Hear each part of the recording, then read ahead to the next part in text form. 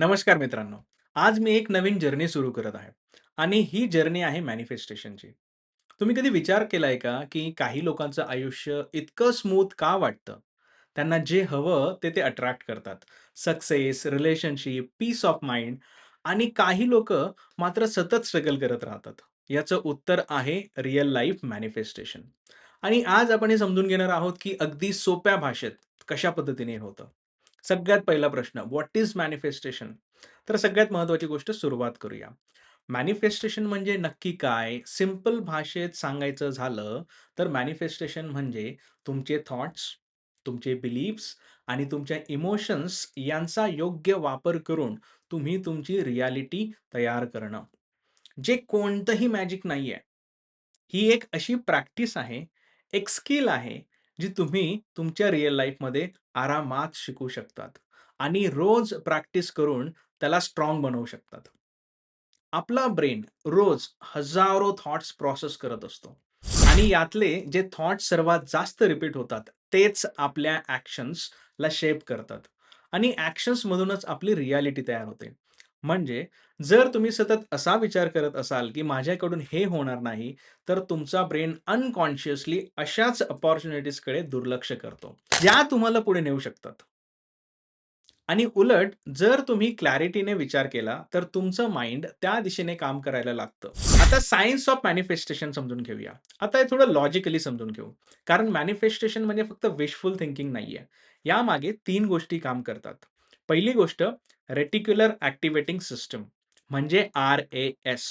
आपल्या ब्रेनचा हा भाग ठरवतो, की कोणती इन्फॉर्मेशन आपल्याला सगळ्यात जास्त इम्पोर्टंट आहे आणि कोणती इग्नोर करायची. जेव्हा तुम्ही एखाद्या गोलवर फोकस करतात, तेव्हा आर-ए-एस त्या स्पेसिफिक गोलशी रिलेटेड अपॉर्च्युनिटीज तुमच्या लाईफमध्ये तुम्हाला ते दाखवायला सुरुवात करतं, ज्या तुम्ही आधी लक्षातही घेत नव्हत्या. सेकंड आहे इमोशन्स. मॅनिफेस्टेशनमध्ये फक्त विचार पुरेसे नाहीयेत. त्या विचारांसोबत फीलिंग असणं गरजेचं आहे. कारण इमोशन हीच एनर्जी आहे, जी तुमच्या थॉटला ॲक्शनमध्ये कन्व्हर्ट करते. आणि तिसरी महत्त्वाची गोष्ट म्हणजे कन्सिस्टंट एफर्ट्स.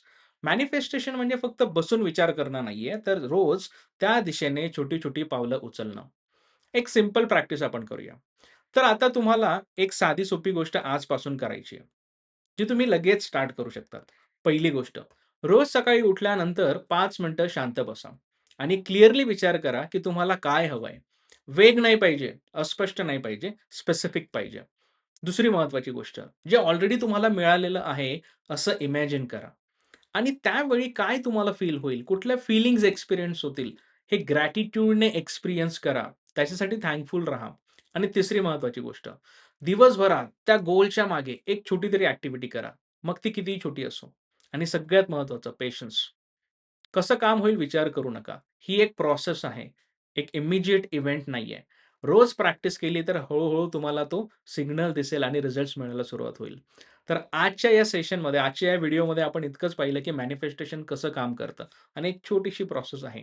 मी पुढच्या व्हिडिओमध्ये तुम्हाला अजून डीपर कसं जायचं आणि लिमिटिंग बिलीफ कशा ओळखायच्या आणि त्या कशा तुमच्या एम्पॉवरिंग बिलीफमध्ये कन्व्हर्ट करायच्या याबद्दल बोलणार आहोत. तर सगळ्यात महत्त्वाची गोष्ट, आज छोटीशी सुरुवात करा, क्लॅरिटी ठेवा आणि बिलीव्ह करा, की तुम्ही युनिव्हर्सकडून जे मागतायत, ते तुमचं जे काही गोल आहे, ते ऑलरेडी तुमच्याकडे ऑटोमॅटिकली यायला सुरुवात त्याने केलेली आहे. भेटूया पुढच्या व्हिडिओमध्ये. सबस्क्राईब करा, लाईक करा आणि तुमच्या फ्रेंड्स आणि फॅमिली मेंबरसोबत नक्की शेअर करा.